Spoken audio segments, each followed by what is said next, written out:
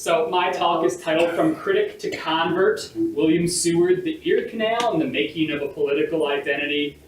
Why the Erie Canal? Well, this year is the 200th birthday of the completion of the Erie Canal, so we're all celebrating. So that led me and our Director of Education, Jeff, to create this talk to discuss William Seward and the canal. So like I said, I'm going to be talking about William Seward and his relationship with the Erie Canal, and how the ideas about the canal developed all the rest of his politics, his anti-slavery beliefs, his support of immigration, and his support for a growing, industrializing, west-moving United States. And just to give you a little bit of a roadmap for tonight, I'm just going to talk about his origins, how he got involved with the canal, and then how the canal became a foundation for his political beliefs, and go forward from there. So I hope you'll enjoy it. I hope you won't ditch me. I had to. I'm sorry. Okay. I'm sure that most of you have some idea of a familiarity with the Erie Canal, but I'm just going to give you guys a very quick recap so we're all on the same page. So what is it? It is a 363-mile artificial river from Albany to Buffalo that connected all of upstate New York and opened migration into the western states, western being Ohio and the upper Midwest. The canal was championed by this guy, DeWitt Clinton. It was sort of his brainchild. Started in 1817, finished in 1825. There have been various attempts to build a canal before that, so if you really look into canal history, you can see stuff going back all the way to the early 1700s with attempts to build a canal. But this guy is the one who made it happen. He first went to the federal government to try to get some money. They wouldn't give him any money, so he ended up going to the state government and funding it that way. So, William Seward, let me go back one, was a young man during the construction of this. Seward is born in 1801 in the Hudson Valley village of Florida. He's 16 when the canal starts, and about 24 when it's finished. So very young man. So obviously he didn't have a say in the big level politics of it, but it was affecting his upbringing here. So the title of this talk is From Critic to Convert. So William Seward began actually as a very strong critic of the Erie Canal. He was not into it as a child. I had said he was born in the Hudson Valley, and he was born under the thumb of his father, Samuel Sweezy Seward. There he is. They got the same nose. But his dad was very much a Jeffersonian, one of those political terms you throw around, a supporter of Thomas Jefferson. Basically, his dad believed that America should be agricultural, the government should be small, the government should not fund these big projects, should be limited in power and size. And these were ideas he passed down to his son, that the government should be small, should be out of the way, and it's really up to the states and up to private industry to fund big projects like this. So because of the influence of his dad, Seward did not think the Erie Canal was a very good idea. He followed his father's wishes and went to Union College in Schenectady, New York. And there was a young man involved in the political debates of the day. Seward was very anti-Erie Canal. He called himself a Madisonian, James Madison, the successor to Thomas Jefferson. And Seward said, "The big ditch has made so many proselytes here to the Clintonian creed that it is almost heresy to declare oneself a Madisonian." What does all that gobbledygook mean? He says, "A lot of people here in Schenectady like the Erie Canal. I don't like it, though. I think it's a bad idea," is basically what he's saying. A lot of his classmates, Schenectady's right at the start of the canal, are into the Erie Canal. He is not a fan. In the debate societies on college campus, he argues against the canal very aggressively. He said that it was an impossibility and it would financially ruin the state if it was constructed. So very much parroting the opinions of his father as a young man there in Union College. He continued his father's wishes. He trained to be a lawyer. He went down to New York City, and there he fell in with a political group known as, there's Seward at about 24 years old. Skinny guy, bright red hair, bright blue eyes, pretty short, 5'4", 5'5", very talkative. It's something that'll stay with him through the rest of his life. And there's the quote there about the heresy and the big ditch. So following his father's wishes, Seward moves to Manhattan, trains as a lawyer. He falls in with a political group known as the Bucktails.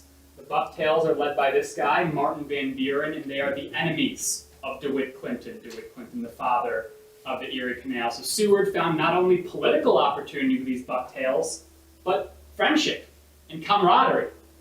There's a barrel of porter at Tammany Hall, and the Bucktails are swigging it all the night long. In the time of my boyhood, 'twas pleasant to call for a seat and a cigar amid the jovial throng. So now Seward is not only hearing this from his father, he has peers, he has opportunities from this group of people who really dislike the Erie Canal. So it seems like he's going down an oppositional route. How could he change if all his friends, all the political opportunities he's getting are against the canal? Well, he had to see it for himself. A business opportunity and a personal opportunity of marriage takes him out here to Auburn, New York. By the time he sets out for Auburn, there are portions of the canal completed. It's not all completed just yet, but he can go quite a bit of the way from Utica to Weedsport on the Erie Canal. And as he travels down the canal on a boat much like this, he sees these new communities that are springing up along the Erie Canal, and it changes his mindset. He said that certain heavy scales fell from my eyes as I descended from the wharf, entered the packet boat that was to convey me 80 miles to Weedsport, for the landing place at Auburn. So he takes the canal. Certain heavy scales fell from his eyes. What does he mean there? He means revelation. I'm seeing things very differently. Oh no! On his way west, he saw these new canal towns that were popping up. Towns that were getting prosperity and opportunities that the canal was bringing. And he thinks, well, I see new farms. I see new opportunity for people who might have been stifled in the eastern part of the state. Maybe this isn't such a bad idea, after all. Now, he comes here to Auburn. He marries his wife, Frances Miller Seward, whose father constructed the Seward House Museum down the street there on 33 South Street. And when he gets married to Frances, he becomes part of the small but growing elite of Auburn. And all these elite, the Dills, the Hardenbergs, are all benefiting from the prosperity the canal is bringing. So this young man is now connected into another group, another social and political group, and is seeing the benefits it's bringing. And to make the point how he grew up with the canal, he's married in 1824, and the canal is dubbed fully complete the next year, almost a year later, in 1825. So it really grew along with him as a young man, so very much a child of the canal. Now, Auburn, as I mentioned earlier, or as you probably know, is not part of the route on the Erie Canal. We're slightly south. The citizens here had actually petitioned for the canal to dip down and go to Auburn. The state prison had already been established here at this point, so the state sort of figured, you got the prison, you got enough, you got plenty. Also, geography-wise, the flatter ground through where the Montezuma swamps are was decided it would be easier to dig through that than the hilly territory sort of between here and Weedsport. So combination of logistics, and you guys already got something from the state, so you're not going to get the canal here. But make no mistake, Auburn wanted to cash in essentially on the prosperity of the canal. When it was completed, they sent a delegation of citizens up to Weedsport. When the Seneca chief, the boat that is traveling the length of the canal, went by to engage in the celebration with bonfires and fireworks. So Seward is now plugged in to this small elite of Auburn, and Auburn has canal mania at this point. There's all these different canals besides the Erie Canal springing up, things that are going north and south, and Auburn wants in on the action. They want to create the Auburn and Owasco Canal. They want to dig north from Owasco Lake up to Auburn, and then eventually up to the Erie Canal and Weedsport to connect Auburn directly to the Erie Canal. Through connections with his father-in-law, who's part of this town's elite, Seward is made as the secretary for this corporation trying to construct the Auburn and Owasco. Now, the businessmen of Auburn have huge dreams. It's not just connecting to the Erie Canal. We could also dig south, down from the south of Owasco Lake, connect to the Susquehanna, From there to the Chesapeake and Auburn will be at the center of this trade from the Erie Canal and up from the Chesapeake. Now we know this never actually happened, but this was the idea that anyone could get prosperity from the canals because they're seeing what's happening with the Erie Canal. So this is when Seward really starts drinking the canal Kool-Aid, as it were, getting really much on the side of canals. So at this point, Seward is also looking to get his own start in politics. He has a law practice here in Auburn. He's part of this small town's elite.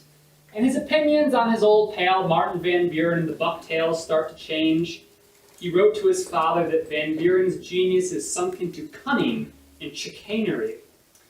It also helped a little bit that DeWitt Clinton, father of the Erie Canal, was now governor of New York State. And Seward, who's looking to get into politics, thinks he might get an appointment from the governor. He visits Albany trying to get appointed as a Cayuga County surrogate, basically a judge. It doesn't happen, but at this point we're talking late 1820s. He's fully in on canals. He sees the opportunities it has brought to town and is now really starting to push for canals in his own right. So although he has a bit of a false start with this Cayuga County surrogate job, it doesn't go through.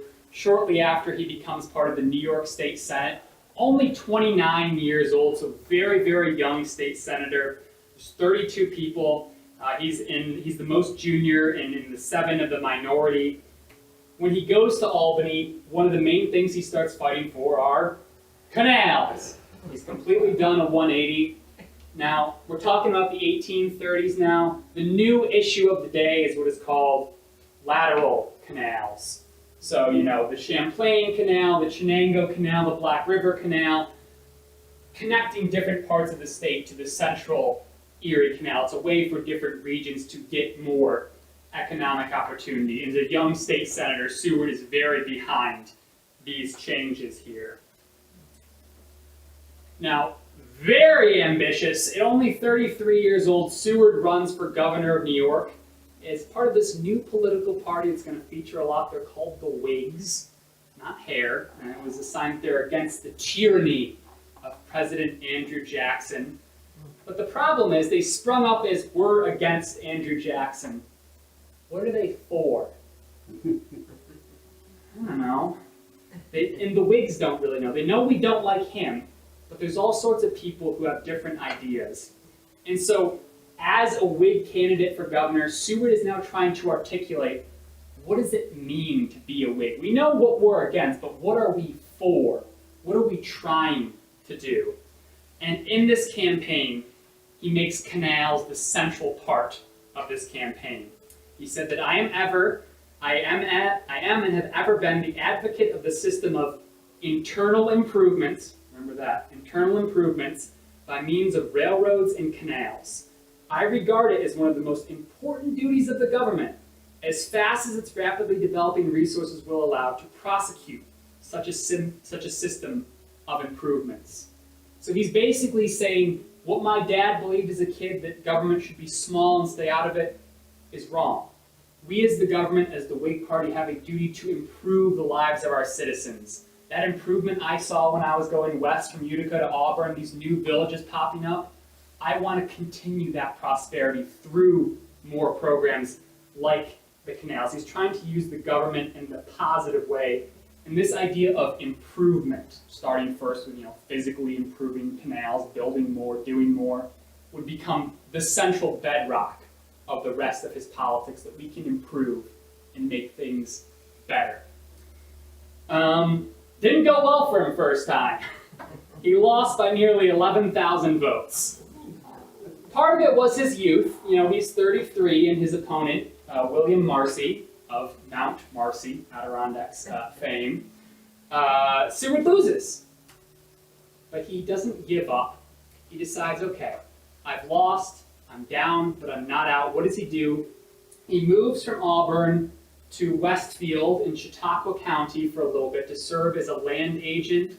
This is partially monetary-wise. He thinks he's going to get some dough for doing this. But also, he wants to shore up his political positions in the western part of the state. He wants to go out there, boots on the ground, and really make his case. He knows the sort of downstate Hudson Valley corridor is probably going to be lost to him. They're not really interested in funding the canal. They're reaping the benefits. They don't really need more funding for Western canals. Why would they care? They've already got their benefits. So he's like, okay, kind of a lost cause here, but I can pick up some support out here. Now the canal basically goes right here. Chautauqua County is far in the west and far in the south. The canals bypass that. At this point, mid-1830s, it's still rough out there. You know, rough roads, the settlements are rough around the edges, and this really reinforces in Seward's mind, seeing the rough settlements at Chautauqua, what the government needs to be doing. He sees that, okay, it's really rough around the edges out there, so you know what we need? We need this idea of improvement, and that really solidifies his ideas that government projects like canals, roads, and bridges should be used to improve the lives of the citizens. Around the same time, he also keeps trying to push for the Auburn and Owasco Canal, which ultimately stalls that Susquehanna link. The other important thing he saw out in Westfield was lack of schools and lack of education. And that adds another piece of the puzzle for him. Okay, I'm supporting canals, I'm supporting roads, I'm supporting bridges. That will bring people there and make their physical lives better. But what about their mental lives? What about their moral lives? Well, it stands to reason, if we can improve the physical structure, canals, roads, bridges, we can also improve the mental infrastructure by building and funding more public schools. So that adds another block to the building block of his politics that started with the idea of canals. 4 years later, he's back for a rematch. This time, he defeats William Marcy, this time winning by about 10,000 votes. So he turns the table. Once again, canals were at the center of his campaign. And Seward is the first governor since DeWitt Clinton to not be part of the bucktails of the William Marcy party. So this is a new dawn. He thinks, okay, we're gonna really get some stuff done now that I'm governor. He lays out a very ambitious inaugural address. He wanted to, by this point, you, sir, told me earlier that he's a little bit after the canals, so this, you're absolutely correct. At this point, he's governor. Canals have been around 10-ish years. The Erie Canal has been going well, but he thinks, okay, I can make it better. I can improve it. The canal should be widened from 40 feet to 70 feet, deepened from 4 feet to 7 feet. Allow bigger boats, allow more boats. We have these locks to change elevation. Right now, they're only single locks. Well, we got boats going west and boats going east. We got a traffic jam. We need to make double locks to allow boats to flow both ways on the canal. So he wants to improve the infrastructure of the existing canal and build more. The problem is, he won the governorship, they won the state legislature, they didn't win the state senate. So things are getting gummed up in the state senate. His opponents are saying that enlarging the canal is impractical. It'll bankrupt the state. It's irresponsible. So he really runs into a lot of stall tactics for this. Another thing he wanted to do was increase oversight in the canal commissioners, aka the guys who are going along, monitoring the locks, taking the tolls. A lot of corruption in those positions. He wanted to be able to have an independent board of oversight for that. He can't really achieve any of this. So the terms of the governor were only 2 years back then. So 1840, Seward's in for another challenge. And just again to show you how big of an issue the canals were back then, the opposition party, the Democrats, ran this guy, William C. Bouck, who was a very popular canal commissioner. That's how he got his fame. And I just have to digress for a second. His nickname was White Horse Bouck, one of those strange 19th century nicknames. That was because of the white horse he would ride up and down the canal as he was inspecting. I don't know. Strange nicknames back then. But anyway, Bouck's candidacy shows how much the canals were still important. They were trying to show the Democrats, the opposition party, it's not the canal we have a problem with, it's just you're trying to do too much. Bouck ends up losing, Seward wins another term, But things only get worse in his second term. He can't make these things go. He can't make his canal improvements go. And unfortunately for Seward, for the first time in about 20 years, all work stalls on the canal. The state refuses to fund more improvements. He is fuming.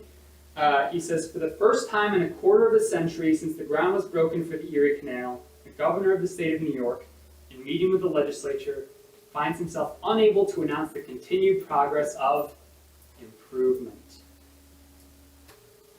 The other indignity for Seward, he was trying to create a memorial for DeWitt Clinton, the father of the canal, who ended up dying in poverty. Seward could not get the legislature to pass a resolution to fund a monument for DeWitt Clinton, which was like another slap in the face to Governor Seward. So Seward then leaves the governorship in 1842. Didn't achieve everything he wanted to, but still fairly disappointed.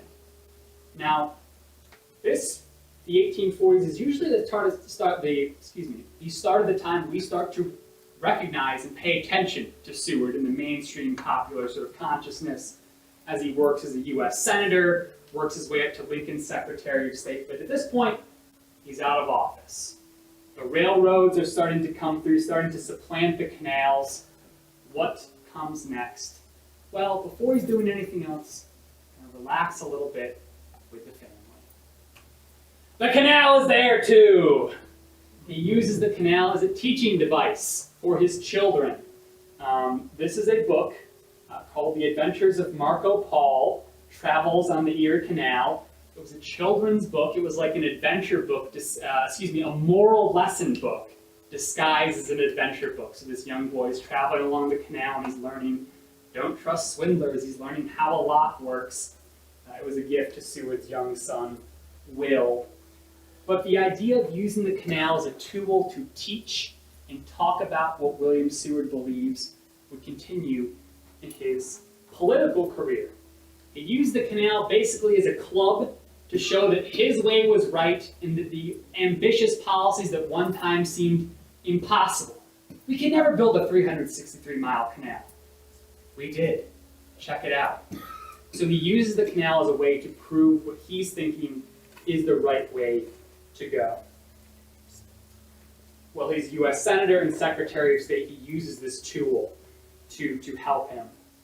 So what do I mean by this? Let's take a step back and talk about how William Seward made speeches. When Seward's making speeches, one of his favorite styles is to give the history of the event he's talking about, but not always the perfectly true and unbiased history. The history according to William Seward. So, for example, the Erie Canal was a hotly debated topic, but in Seward's Notes on the State of New York, his History of New York State, he said that DeWitt Clinton enjoyed the spectacle of a free people rejoicing in prosperity increased and national harmony confirmed. So he liked to lay out his version of history and then use the canal from there. So I mentioned before that he uses the canal to say what once seemed impossible is now possible. One example of this is his support of immigration. Seward was a lifelong supporter of immigration, Irish immigration, Chinese immigration. He saw new immigrants as a way to settle and improve the land that could benefit from the prosperity of these new schools and canals and settle along these routes and improve their lives. There's a lot of prejudice against the Irish at the time, and as a way to show his support, Seward uses the canal. I remember that in DeWitt Clinton's time, the Erie Canal was then stigmatized as the Irish ditch, because you had Irish immigrants digging the ditch. And in response to that, Seward said, we should have preserved that designation and now confess that for the benefits of mankind that the Erie Canal, its numerous far-reaching veins and arteries, all railroads, harbors, fortifications were chiefly constructed by hardy, light-hearted, joyous, liberty-loving immigrants from Ireland. So here's the move he's pulling here. Not only is the canal, this great thing, was made possible by Irish immigrants, it's that we should be thanking these Irish immigrants for helping us build the canal. So he's linking something you already like, the canal, to something you might not like, Irish immigration, and say we can't have one without the other. So he's really using it, again, to build those building blocks of saying what he's supporting. The next thing, canals and anti-slavery. Now, it seems like those things couldn't mesh at all, and Seward's anti-slavery politics are what launched him into the national stage, what made him almost the president of the United States in 1860. Now, he uses the canals as a tool to show, look how much infrastructure we have, and look how little the slave states have. This is going to be a long quote, but I think it's worth it to make his point. The experience of New York tells the whole argument against slavery's extension, the whole argument for universal freedom. Suppose that 50 years ago, New York, like Virginia and Maryland, had clung to slavery. Where now would have been these 3 million composites of free men? Where then would have been the Erie Canal, the Genesee Valley Canal, the Oswego Canal, the Seneca and Cayuga Canal, the Crooked Lake Canal, the Chemung Canal, the Chenango Canal, the Black River Canal, the Champlain Canal? You listed all of those. He did. Imagine listening to that speech. Anyway, where the New York Central Railroad, where your inventors of steamboats, electrical telegraphs, planing machines, where your artists, where your 20 cities, where above all the merry, laughing agricultural industry of native-born and exotic laborers, enlivening the whole broad coast and the lake coast of the ocean side. Go ask Virginia, go even ask noble Maryland to show you her people, her canals, railroads, universities, schools, charities, commerce, cities, cultivated acres. Her silence is your expressive answer. He's saying here, look at what the canal and free wage labor has brought us here in the North. It's brought schools, it's brought prosperity, it's brought infrastructure. They have none of that in the South because they're dependent on slave labor. This is also tied to his idea of improvement, the idea that we can improve the moral status of the country by ending slavery, and the ending of slavery would lead to physical improvements in the South, canals, roads, bridges, schools. And Seward tried to show how much better off the North was because it was free. In fact, he said the canal was unleashing a flood of freedom. The immigrants who had gone to those new Midwestern states, Illinois, Iowa, Michigan, lands that had never known slavery, he said that these immigrants, these people who went west, would be the key to ending slavery, all unleashed by the Erie Canal. So, at this point, gets us up to the Civil War era.